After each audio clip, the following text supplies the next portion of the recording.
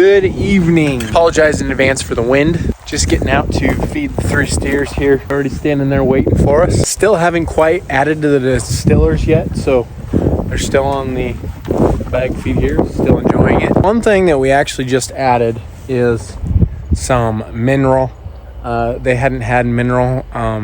They have had some salt, but we hadn't had any mineral in here. So a buddy of mine referenced, they need to have mineral, especially when you're starting to add that distillers in. It's good for them. He could tell by their feet a little bit.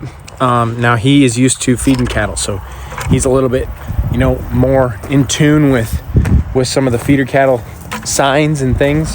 So he noticed that, let me know, hey, they're gonna need that. They're gonna need some zinc. They're gonna need that mineral. So went ahead and got some of that and put in there. It's not super expensive, so it'll probably last a little while.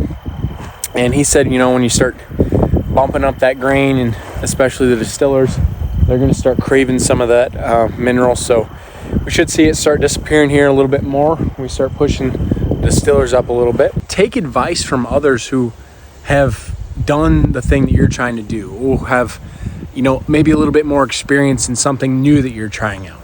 So for me, I've been around cattle my whole entire life, but it was mainly, cow-calf, aside from the financial aspect and the hedging aspect.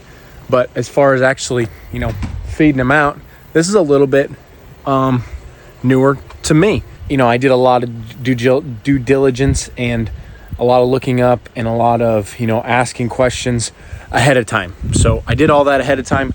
But then, here we are sort of in the middle of the game plan. And I'm like, hey, anything else? Blah, blah, blah.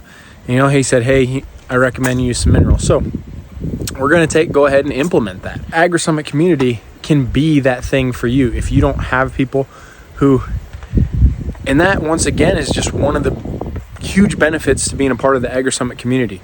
We have all those people in there who are cattle producers, who are either cow-calf backgrounders, maybe they sell to the packer, maybe they do direct to consumer.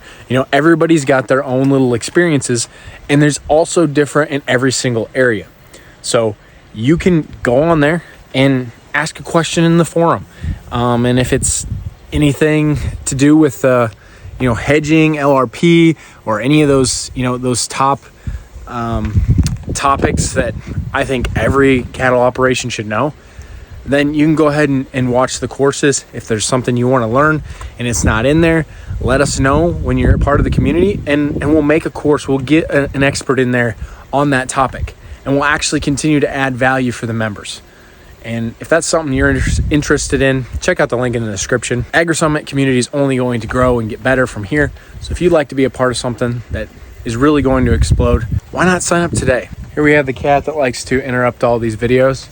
And the turkey is not scared of us. And it doesn't matter how much experience you personally have. You should never be too arrogant or have too big of an ego to think that you can't learn something from somebody else. Even if it's somebody you don't like. If they have more experience in something, at least hear what they have to say. Because you're going to be able to learn more. You're going to be able to limit risk. You're going to be able to take away some of that risk for your own operation. And you're going to limit the chance that you actually lose money or, lose out big. So why not utilize that opportunity? There's a lot of people, especially, grew up in the industry like myself. And they're like, we've done it this way for so many years and this is the right way.